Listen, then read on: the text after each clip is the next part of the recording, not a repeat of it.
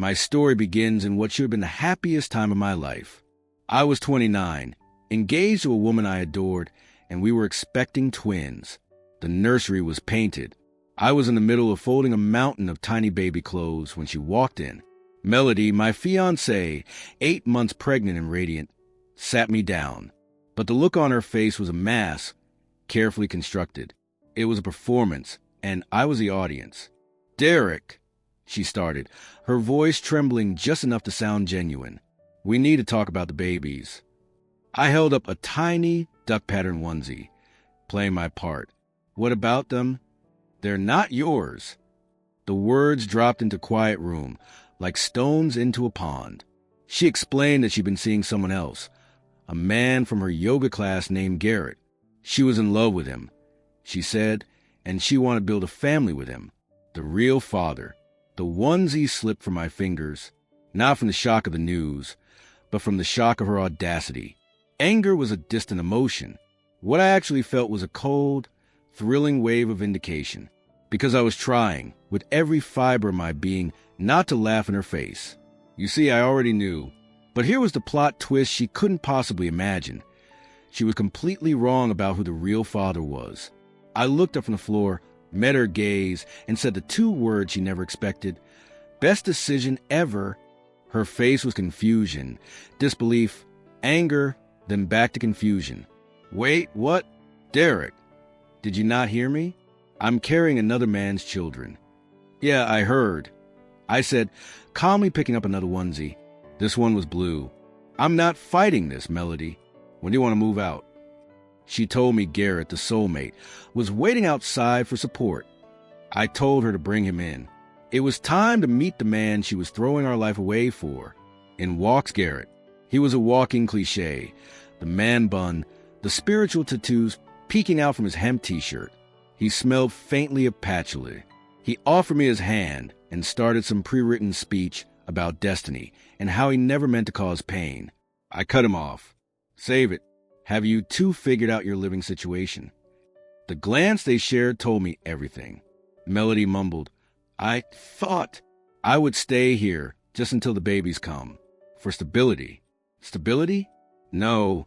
I pulled out my phone. "That ship has sailed. I'm scheduling movers for tomorrow at noon.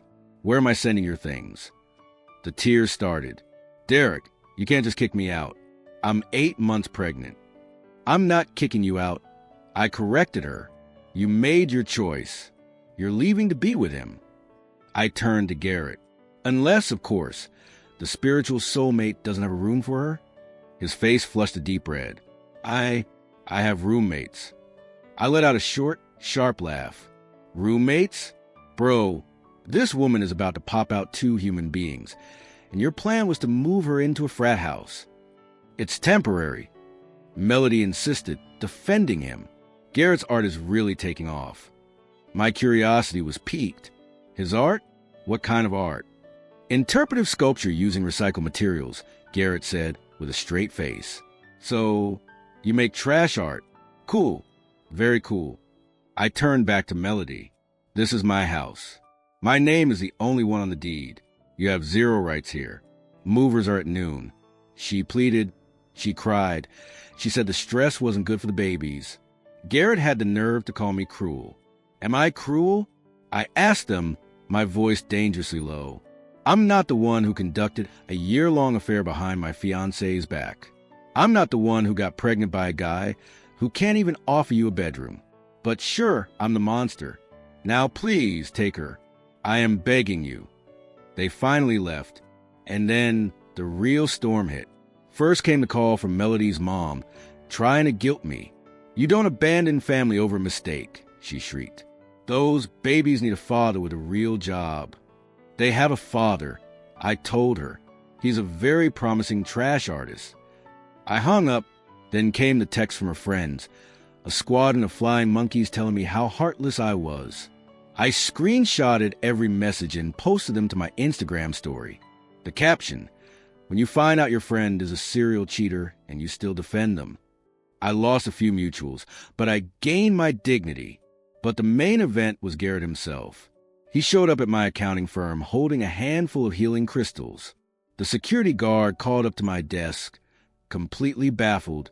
"Sir, there's a gentleman here with some rocks for you." I went down to the lobby. He was standing there, holding out a lumpy piece of amethyst. "Derek," he said gravely, "we need to talk about the energetic connection. I need you to formally release your claim on the twins, so I can properly bond with them." I stared at him. "Are you high right now?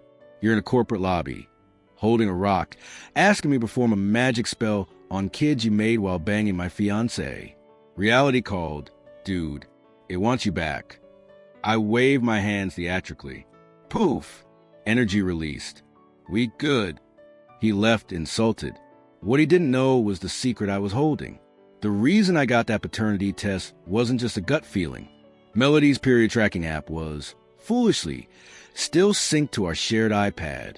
The dates didn't line up, but they did line up perfectly with a weekend she spent at her high school reunion, where I found tag photos of her looking very cozy with her high school sweetheart Brendan. I hadn't just tested my DNA. I had gotten a sample of Garrett's from a water bottle he left. Neither of us was the father. My next move was surgical. When Melody texted asking for money for a crib, I replied, "Ask Garrett," or better yet, "Ask Brendan." Then I blocked her number. It was like setting off a bomb. A chain reaction of frantic calls followed. First Garrett, then Melody's mom. Finally, at 11 p.m., they were both on my porch, demanding to know what I'd done. "What did you tell him about Brendan?" Melody shrieked. "Nothing," I said innocently. "Just saw the reunion photos. You two look close." I pulled them up on my phone and handed it to Garrett. "Check out the weekend of July 15th, especially the timestamp on that picture inside his hotel room." Her face confirmed my guess was right. Garrett's face went through every shade of pale as he scrolled. I watched the train wreck I had engineered unfold on my own porch. "Are they mine, Melody?" Garrett asked, his voice barely a whisper. She started sobbing. "Of course, they're yours. He's just trying to break us up." "Then you won't mind a test," I chimed in from the doorway. Her silence was the loudest confession I'd ever heard. Garrett walked off my porch without another word. Melody's rage turned on me. "You ruined my life." "No," I said, closing the door. "You did. Now get off my property." The rest fell into place like dominoes. The prenatal test proved Brendan was a father. Brendan, as it turned out, had just gotten back together with his wife, Natasha. I ended up having coffee with Natasha. She was a force of nature. No tears, just spreadsheets and credit card statements proving the affair. We were two strangers, united by the wreckage Melody left behind. The twins, two healthy boys, were born. Brendan is paying child support from afar, under orders from his wife. Garrett lasted about a week in the face of actual fatherhood before he fled back to his roommates and his trash art. And Melody? She lived with her mom, who's raising the kids while Melody is on dating apps, looking for a real man to adopt her family. She sent me a picture of the boys. "They could have been yours," she texted. I replied, "They never were. That's the entire point. I didn't just dodge a bullet.